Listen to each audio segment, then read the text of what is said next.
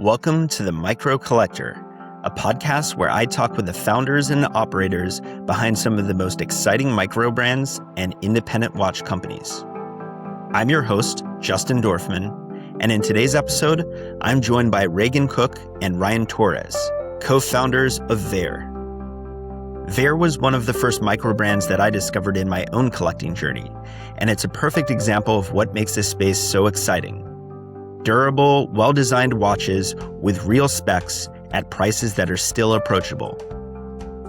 In this conversation, we talk about how Reagan and Ryan went from working together at a tech startup to building Vaer, why they saw an opportunity between low-quality fashion watches and expensive luxury watches, and how they used their own savings to fund their first production run. We also get into their decision to bring assembly to the US, how that shaped their approach to quality and service, and how the collection has evolved over the past decade. If you enjoy the episode, be sure to subscribe for more conversations with the people behind these incredible watch brands. And with that, please enjoy my conversation with Reagan Cook and Ryan Torres of Vaer.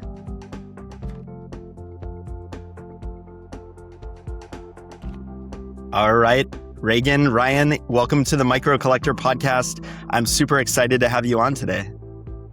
Justin, thank you so much for having us. We're excited for the conversation. Yeah, good to be here. Absolutely, absolutely. You know, before we get into the conversation, I wanted to share that Vaer was actually one of the first micro brands that I discovered in my own micro brand collecting journey. I've been a watch fan, collector in some ways all my life. Even as a kid, I was collecting Swatch watches and all kinds of stuff like that. And then at some point, maybe not too dissimilar to your own journey as I know it, I found myself a little bit stuck in my collecting journey between, let's say, fashion watches that weren't as great quality and didn't have the level of design that I was looking for, and the high-end luxury stuff that I couldn't afford, right? And started sort of exploring the space a little bit more. A couple brands came up and Vaer was one of those real early ones that I discovered where I was like, oh my gosh, like you can get a diver, like a real diving watch, or as we were talking before the recording, or we hit record, the GMTs and the chronographs at a price point that I can actually afford and with quality that competes with anybody out there. So big fan of you guys. And as I started this podcast, I had to have you on to learn a little bit more about the story and also how you do what you do, because it's pretty incredible. We appreciate that. Yeah, I mean, your use case is pretty much exactly perfect for, why we started this brand and the products we offer. You said it pretty much right there perfectly. Finding that watch that you can still afford, that has the quality and the aesthetic that really is tough to find elsewhere. One other thing as well, just for those who aren't familiar with Vaer, is like there's obviously a lot of micro brands creating a lot of value. One thing that's fairly unique about how Ryan and I have approached it is to say that you can take a micro brand template of premium materials and apply that to a quartz or solar quartz or mecha quartz watch. And I think that's actually something that makes it relatively unique, is that I think if you were to survey, 100 micro brands, 95 of them would be focused on mechanical, and there's nothing wrong with that. But we are also trying to expand that mission and that idea to say, hey, you can still have a quartz watch with a screw down crown and sapphire crystal. Yeah, absolutely. That's a really good point as well. And I noticed that in your collection, and we'll get deeper into the collection and the various models and how you've sort of expanded that collection over time. But maybe for those that aren't as familiar with the story of Vaer and you guys, maybe give us a little bit of a background. How did you guys meet in the first place? And maybe personally, how did you get into watches individually? And then what was sort of that inflection point for both of you where you were both like, you know what, let's start a watch brand and let's start one together? Man, so we've been doing Vaer about 10 years. The summer of 2015, I guess over 10 years now. Summer of 2015 is when we connected on the concept. Before Vaer existed, Reagan and I worked together at a tech startup in Santa Monica, and we had worked together for a few years. We're surfing before work. I have like some of the watches that started my passion. I have like a G-Shock here and a Seiko SKX here. But yeah, at that time was surfing before work, had built a tiny collection of, the basics, and couldn't really find a watch that spoke to me, that had durability and that was affordable. We're talking under $200 at that time. Seiko aside, Seiko's incredible, but you had, G-Shock and Nixon for more rubberized surf watches. And then you had watches that became huge, like Daniel Wellington and Movement, that had a more refined aesthetic, I guess you could say, but were not durable, made from pretty poor quality components. And so that fusion of something under $200 that was durable and had a great aesthetic wasn't really out there. And so, yeah, Reagan and I partnered up, like I said, a little over 10 years ago now, started sampling watches. The goal in the beginning was pretty straightforward. We wanted to have timeless aesthetics. We wanted them to be durable. And so that meant sapphire crystal, stainless steel case, screw down crown with a minimum 100-meter water resistance, and a quality movement. And so those were the base features that we started with and that we still carry through every watch in the whole lineup. But yeah, at that time, we partnered up. Reagan is a fantastic marketer and artist. And so we, collaborated on the idea and then built the brand we have today. Yeah. And then just for a point of reference of where we're at, as Ryan said, we were working together in the tech industry, early stage startups. And we were young guys. We were like 25 years old with that idea. And like a lot of guys in their 20s, they have aspirations of one day having maybe a Rolex Submariner or something, or Datejust or Omega, but that just financially was not a reality for us. So it was kind of an interesting point. I've shared this anecdote before, but the savings that we did have, that maybe would have been able to buy, one luxury watch, we put that kind of combined our savings and bought our first batch of watches, the first 1,000 Vaer watches. And that proved to be a pretty good investment. A lot of people say buying, a steel Rolex is a good investment. Well, investing your money in your own brand is also a good investment. It turned out to be a really good one in our case. And that's the path we took. But I think that's also it was a kind of eye-opening, because when I was, 23, 24, I always thought that, you had to spend, several $1,000s in order to get into that world. And as we did more exploration, digging, and then obviously product design as it came down to it, kind of made the realization that you could build something pretty fantastic, and it didn't have to be, breaking your budget. Yeah. I love that story. And I love that you guys use that budget to invest in yourselves. And as you said, it turned out to be a great investment. Take us back to that first watch. So what was the watch? Also, how hard was it to choose which watch to start with? Because I'm sure, as sort of watch enthusiasts yourselves, you had a dream already of a collection, I would assume. Yeah, I can speak to that. And it's very interesting. If you look at our lineup now, even the watches that Ryan and I are wearing, there's a lot of complexity at every level. For those who are into watches, it's kind of infinite. You can just spend your entire lifetime learning about new technical finishings, details, and even the internals, right?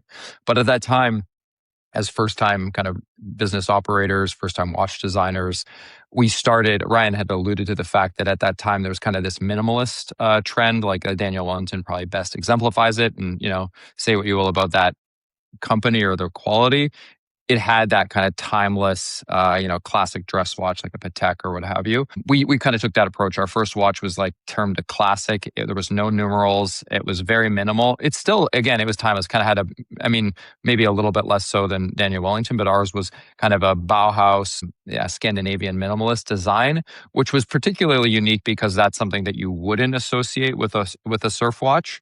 As Ryan was saying, it was not bulky, or it was just very pared down.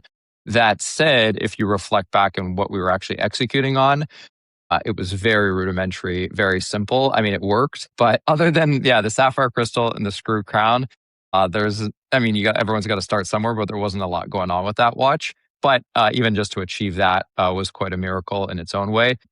But the great thing from that is, like, that was 2017, that first batch we were selling. We did our first field watch in the next batch. We had to sell those first 1,000 before we could move on. And that's really how we've operated, especially those first 5 years. Was like every time we ordered new watches, was like, let's try something new. Let's do our first field watch. Let's do our first mechanical watch. Let's do our first dive watch, solar watch, so on. And every time we've just grown and grown and grown the collection, which has come with its own set of challenges. Yeah, I mean, to that note, if you saw that first watch, when we look at it now, it looks like a it looks like a kid's toy. Like it's crazy the difference between then and now. But the cool thing, I mean, I know you said we had potentially dreams for how we saw the collection, but honestly, we started there and didn't have much of a plan. Like it's been really fun and kept it interesting over the years. We've essentially, until more recently, we've leaned really heavily into customer surveying. But over the years, we were just building whichever watch we wanted to wear. So we, started with that minimalist watch and then field watch. And then, had a hankering for wearing a dive watch. The thing with owning a watch company, at least in our case, is I haven't worn another watch in 10 years. I only wear our watches. So if I want to wear a dive watch, we have to build a dive watch. And that's kind of how it went. It was like, hey, a GMT would be fun. Let's build a GMT. So it came out of necessity for what we wanted to own and wear ourselves. And, we got to obviously build our own watches to fit that bill. Yeah, and then just like as you can kind of imagine, where I'm mentioning a GMT or a mechanical chronograph as an example is I would be very impressed for someone who's never designed a watch before for their first watch. I would actually not recommend doing that unless you love suffering. Just because a chronograph dial, I mean, in designing a watch dial, every choice, every font, every position is something to get wrong, and you really need to walk or crawl before you walk, before you run. And I think that's our approach. Is like we've gotten more sophisticated, but the amount of time that we've spent learning about one feature such as luminescent paint, that's 5 or 10 years of knowledge, or on different crystal types, right? Like you would think, oh, it's crystals, sapphire crystal. Do you want to use dome, double dome, single dome, flat, ledge, box? They all have different prices. They all have different effect. Like each one of those things is a lot to. We obviously didn't even know that was an issue when you design your first watch. But as you expand, you realize, oh my gosh, there's a lot of decisions to be made. Taking yourself back to those early days, what I think a lot about, especially in the micro brand space where there's a lot of people that are starting brands that don't come from the industry, there are some things as being an outsider that are benefits that, the ignorance is bliss, right? The fact that you don't know the way things are done, you can do things differently. And sometimes that turns out to be a great thing. In other cases, things that you don't know become huge challenges and huge learning experiences. Thinking back to from where you are now to when you started, is that true for you? Did you find that there were some things that you guys did really, really well because you weren't held to the way things were done? And were there other things that were painful learning experiences that if you had the experience, if you came from the industry, maybe you would have been able to avoid those things? And what were those things? Yeah, I mean, I would say we not coming from the industry has allowed us to not stay in our lane. We've been able to do what we want, when we want, how we want in terms of lineup. We did start with that sub $200 quartz watch, but we now have watches from 200 to just over 1,000 quartz, mecha quartz, solar quartz, mechanical. That I don't think a lot of, coming from traditional industry, you'd probably choose mechanical watches and stay in your lane, or choose quartz watches and stay in your lane. Granted, some brands deviate from that, but that's kind of the general consensus. And our not being beholden to the way things are done has been super beneficial to us. Like I said earlier, we've been able to build what we want to build when we want to build, and been able to build, as we've gotten more mature and had a bigger customer base, build what our customers ask for.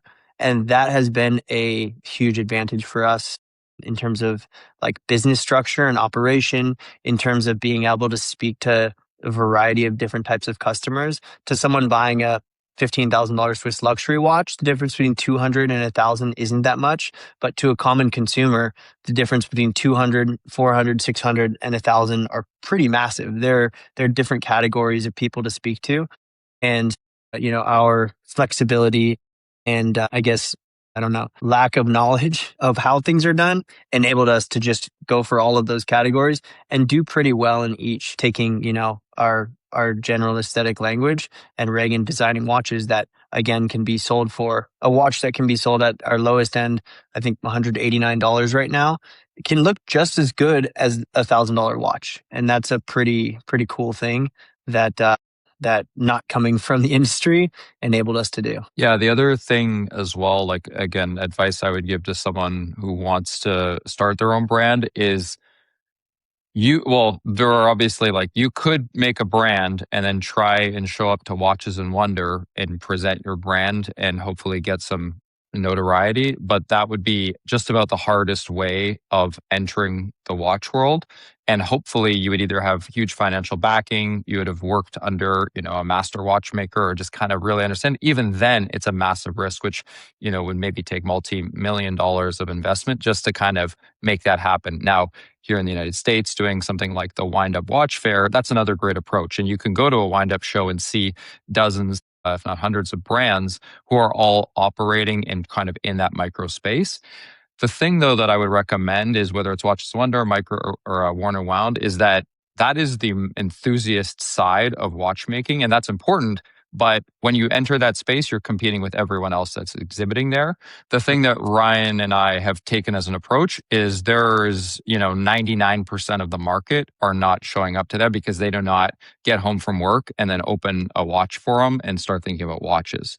They have other hobbies and whatnot. So that's again, like Ryan and I had a passion or interest in, outdoor sports or like being outside and that type of thing. So as much as we love and appreciate the watch industry, we also wanted to balance that with what our interests were and making sure we're making watches for people who don't think about watches every day. They think about what they're going to be doing with their watch.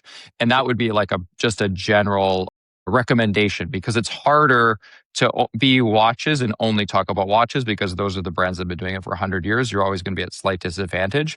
But if you take some niche interest that you possibly have and start building a watch for that community and be that person showing up in your community and be the watch, brand within that space, I think that might be, a more interesting and maybe a more comfortable path. And just to finish the second part of your question, not coming from the watch world, I mean, the biggest challenge is learning the technical engineering QC side of everything. That has been learning through trial and error instead of historical knowledge. We're not trained horologists. And so batch over batch, we've learned things.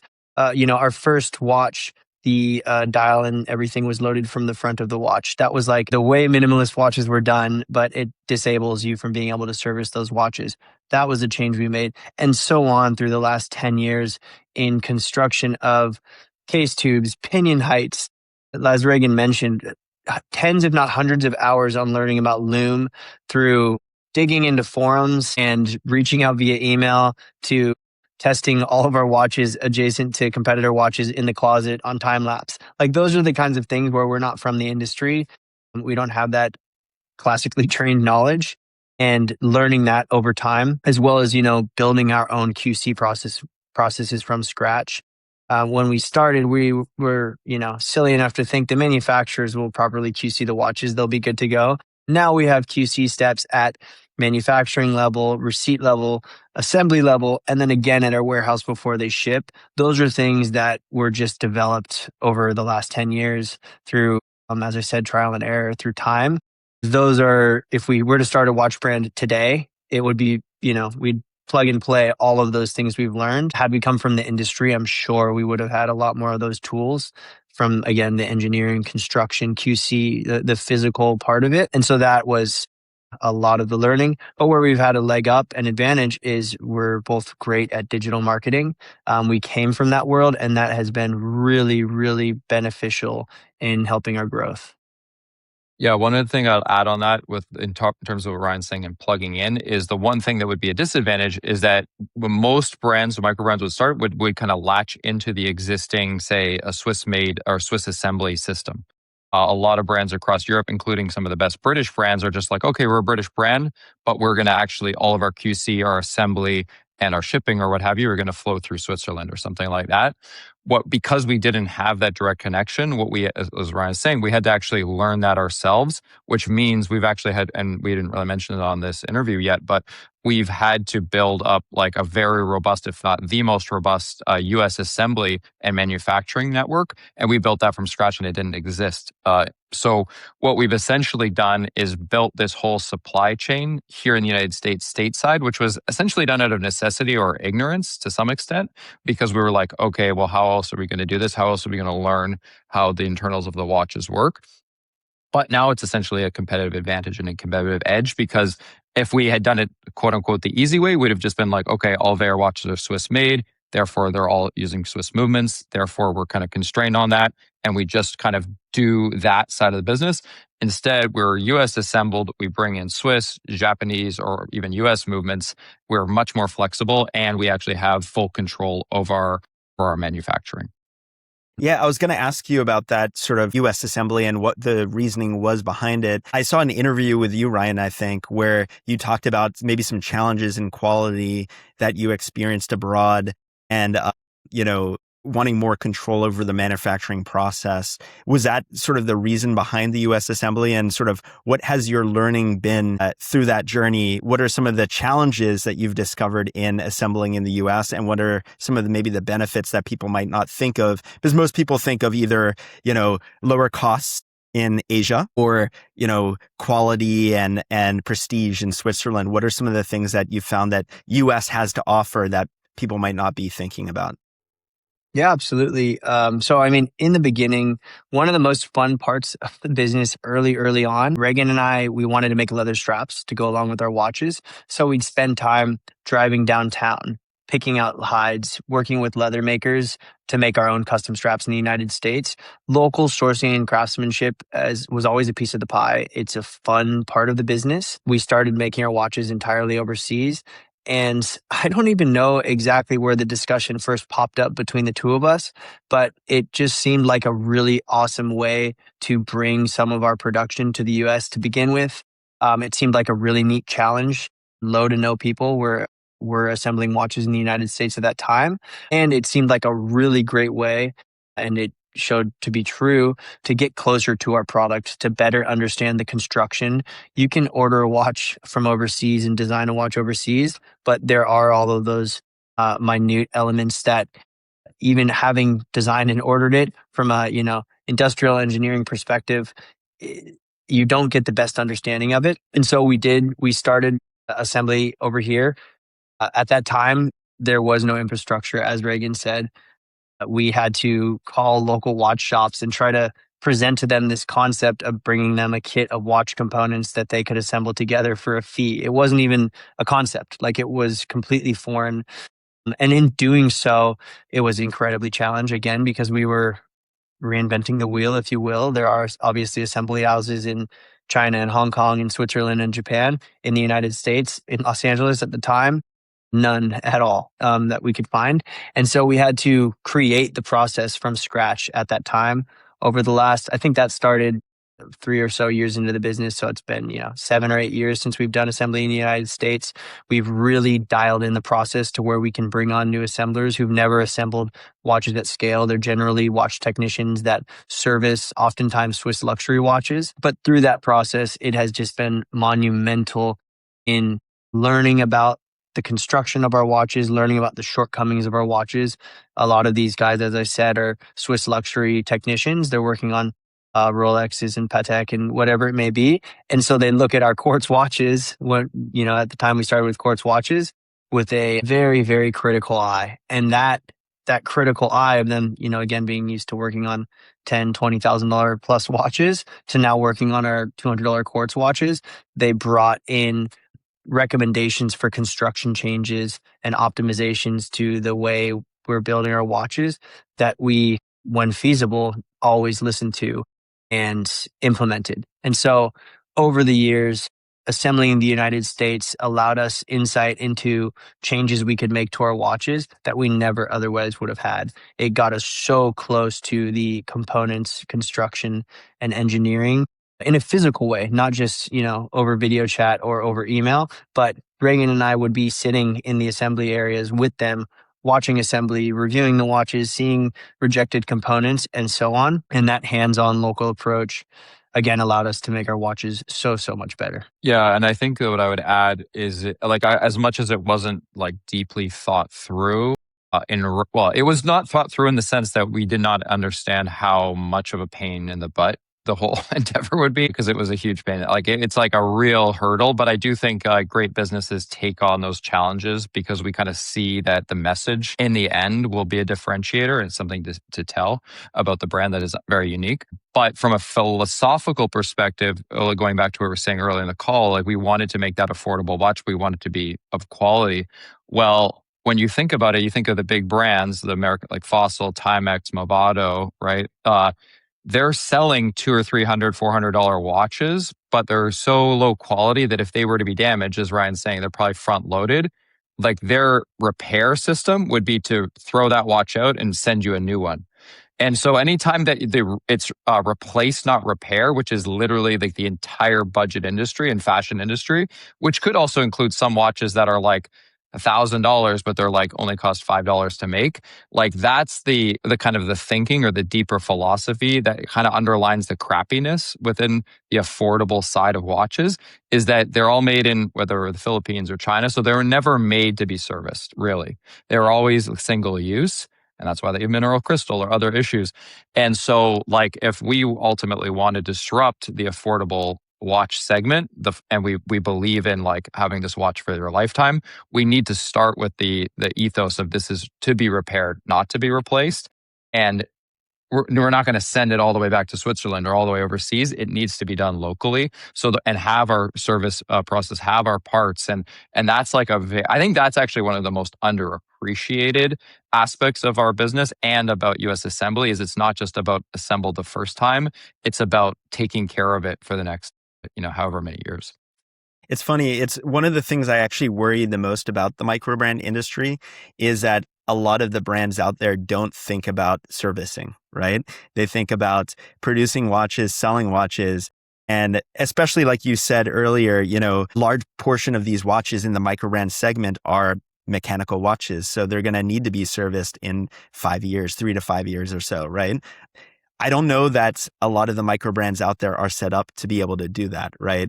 And handle that, their success in selling the watches, the amount of service requests that they're going to get when that time comes. So hearing that you made that investment, 100% agree with you. It's a strong part of the story of the brand, a differentiator in the story, but it's also in a way a moat, right? The infrastructure that you've established is really, really hard, as you guys know, to replicate. There's a lot of learnings. It takes time. And you've kind of established a little bit of a moat there where when it comes to maturing the brand and scaling the brand, you have that infrastructure on top of which to grow. So I think it's really, really cool. There are probably some benefits that you couldn't have predicted, like tariffs and the fact that, your watches are US assembled, that maybe you benefited from that as well. But I think the long-term benefits are also really apparent too. Let's talk about the collection a little bit today. And what I'd love to hear from you is, who is your buyer, right? Who are your watch collectors or consumers? Are they collectors? Are they the wind-up crowd? Are they, folks that are maybe curious about watches and just starting to get in? And, looking at the collection, Ryan, you had mentioned this, you have a lot of options, right? You have both in terms of mechanisms that power the watches, the quartz, solar, mechanical watches, but also the styles of watches. And is the idea to sort of educate people or sort of take them on their journey to learning about different types of watches? That's my sort of view from the outside, but I'd love to hear sort of the collection as it stands today and how it aligns with who you're looking to target. Yeah, this is where things get not complicated, but our consumer base is so broad. I was trying to look for a reference. We had a situation recently where somebody on Reddit, it was almost like we architected it, but it actually happened. Somebody on Reddit asked about the durability of our watches, and like a carpenter, a construction worker, a Marine, and a biker each replied with their own situation. Just to show the dynamism of our consumer base, we do have leaned into and focused on the wind-up crowd, if you will, the watch nerd crowd. Like that is a world we love, and a world where that's, since we started attending wind-up, I think I went to my first wind-up in San Francisco as an attendee in 2017 or 18, and was enamored by that world. And then we started participating shortly after our Kickstarter. that being part of that world, Wind-Up's honestly a big piece of it because that got us shoulder to shoulder with other brands who we became friends with and learned more about the watch nerd world. That's driven our watch designs. But yeah, all that being said, I have Reagan, you maybe after I answer can give better proportions of our customers. We do have the watch nerd world. We also just have a ton of military and blue collar and basically one watch owners. Somebody who previously owned a Timex, they need a watch as a tool to keep the time in whatever they do on a day-to-day basis. They're a mechanic, they work on a farm, they're a nurse or a doctor or whatever it may be, and they need a watch for that practical purpose. And they own one watch and they buy ours because they found it, it's affordable and it's durable.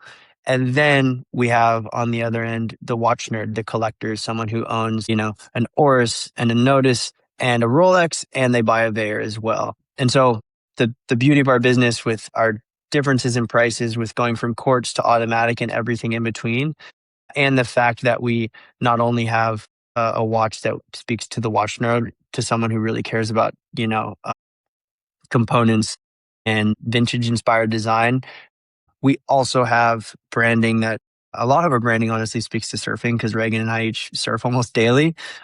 But there's just that whole other part of the world of a lot of people who don't collect watches at all. They're not into horology. They just own a watch as a tool for whatever their daily use case is. Yeah, I don't have too much to add on that. I mean, I think Ryan nailed it.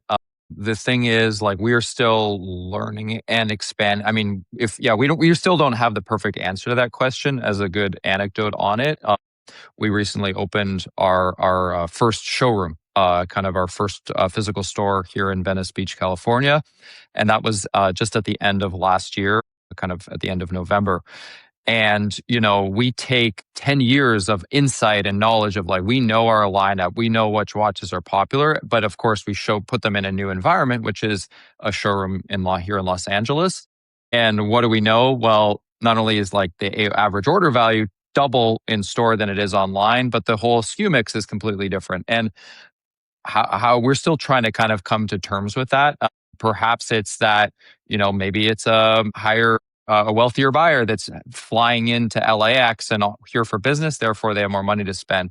Or maybe it's that, hey, they came in to buy a G2 Quartz GMT and they're like, wow, this G5 mechanical is awesome. And I can see the quality difference between the $500 and the $1,000 watch. So I'm just going to go with the 1,000. Or maybe it's as long as I can hold it and try it on, I'm more comfortable spending more. So those are all just things that, like, are those people coming in the shop all like just because they're spending more money necessarily like the watch nerd, the wind-up crowd? Hard to say, but I think it really, I think at the end of the day, we want to provide watches at all price points and accessible. And I think the other point I would make is, if you look across micro brands and those who are familiar, they will see a lot of their favorite brands continue to push up market. Brands like Christopher Ward now making $6,000-$7,000 limited edition releases. That's awesome, good for them. But like they're never going down to making $300 watches. Like, it's just, that's never going to happen. And all the brands do that. I mean, once you realize you can sell a $2,000 watch, the next thought is, can I sell 3,000? Can I sell 4,000?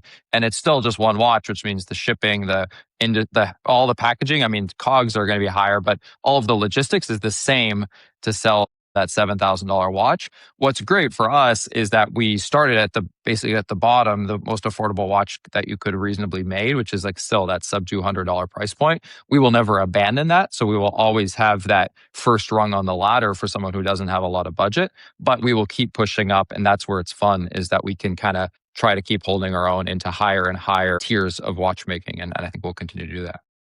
Yeah. And I think that's where this idea in my mind of, it seems like Vaer is positioning themselves as sort of guiding you along your journey as you explore watches and you learn about different types. I mentioned before we hit record, my cousin texted me, a young teenage cousin, about, I want a GMT. I want to start a watch collection.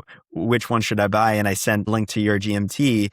Again, it seemed like you had options that were in his price range, but also as he starts to think, what's a chronograph? What's a GMT? What's, maybe I want to explore dive watches or solar or, various different other movements.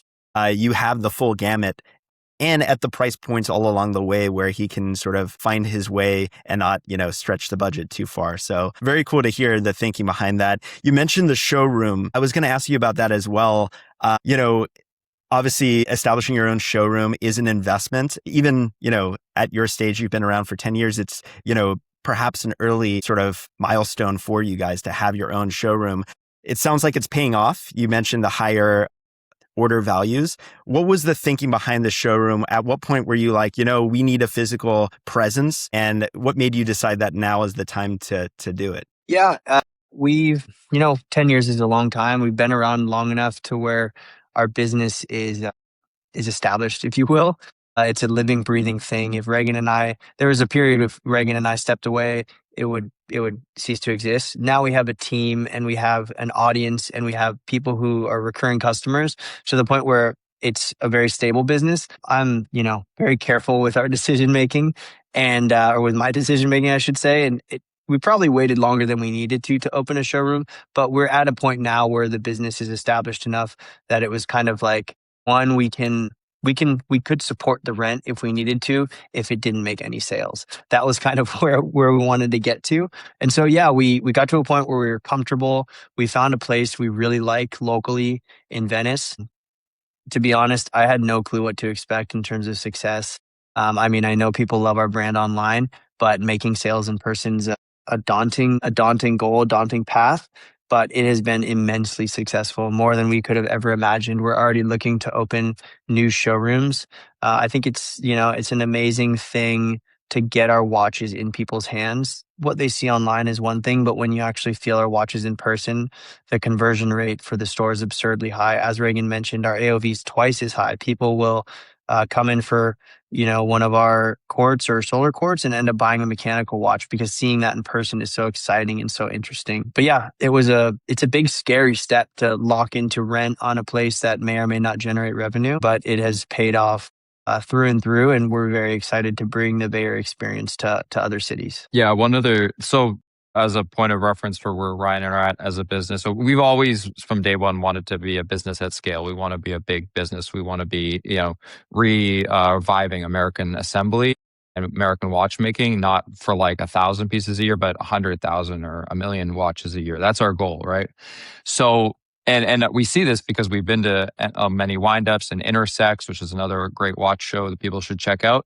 But at what we're trying to achieve, it doesn't make sense for Ryan and I to be on the road, losing our voice over a weekend. And that's why we don't go to Windup SF or the other shows. We pretty much just go to New York. And even then, most of the time, Ryan and I are not behind the booth, not because we don't want to be there and chatting and meeting customers. It's that like we will try to use that time to meet with other brand owners and press and otherwise. But again, trying to do it at scale. And so the show, if you were to start your own micro brand today, it's an awesome thing to go to shows, but like to go and try and make your whole business around that and be on the road away from the family and going to 20 shows a year, which a lot of micro brands do that. And they lean into the shows as a way, not just to get the word out, but to actually make money. I think it's like, I wouldn't say it's unsustainable. Everyone has different levels of capacity and energy to do that. But for Ryan and I, we just didn't think that was going to be the best use of our time. Therefore, what we can hopefully do is, open a store rather than, just be there at that shop or be a wind up. We can open a shop in New York and have a place for fans to come of watches and see Vaer all year round, and to hopefully create a great shopping experience. So that's like, again, it's only possible at scale, but we've been kind of working behind the scenes to make that a reality and have great showroom spaces around the US and hopefully the world. Awesome. Well, Ryan, Reagan, this was really, really awesome. As I mentioned at the very beginning, Vaer was one of the first micro brands that really pulled me down the rabbit hole. And it was so much fun learning a little bit more about the story behind the brand, some of the challenges along the way, but obviously the immense success that you guys are experiencing. And I'm excited to continue to see that success. If folks are interested in learning more about Vaer, you mentioned the showroom, but what are some other places that they can go to learn more about the brand, explore the collection, but also to maybe engage and connect with you guys or other collectors? Yeah, so VaerWatches.com is a great start. We have a solid community on Reddit now. There's a Vaer Watches community on Reddit. We also have an owners group on Facebook. So those are places you can go again if you want to like take part in the community and have conversation about our watches and models. In terms of, engaging, you can sign up for our email list. We send emails weekly, if not multiple times a week. If you're into that, it's information about new releases. We try to share information just about watches in general. We want our audience to know, understand, and love the world of wristwatches. So it's a lot of information about our designs, about the fundamentals of watches, whatever that may be. And then, our showroom is an awesome place to come. We are open 11 to 6 every day. You can book an appointment if you want. If you book an appointment, you get a free Vaer hat, regardless of whether you buy a watch. Honestly, we want people to come in and experience the brand. It's a no pressure environment. It's also been amazing because it's in LA. A lot of people go on vacation and travel through LA. So if you're ever in LA for any reason, just, take the time to stop by. It's a really fun experience. We will be at Wind Up New York, Reagan and I. But you can email our team through our website and have a conversation anytime, any questions, whatever it may be, we're there to answer. And then we also have a YouTube channel. We're working on creating more content, but we have quite a few videos, short films that we've entered in film festivals and won. That's, more of the brand side. But you can really get a feel for the Vaer ecosystem through all those different channels. Awesome. Well, I'm going to have to swing by the showroom next time I'm in LA and grab one of those hats. And I'll also hopefully see you at Wind Up New York. Awesome. That sounds great. But thanks again for your time and for sharing your story, and have a great rest of your day over there. Awesome. Appreciate it. Thanks again. See ya.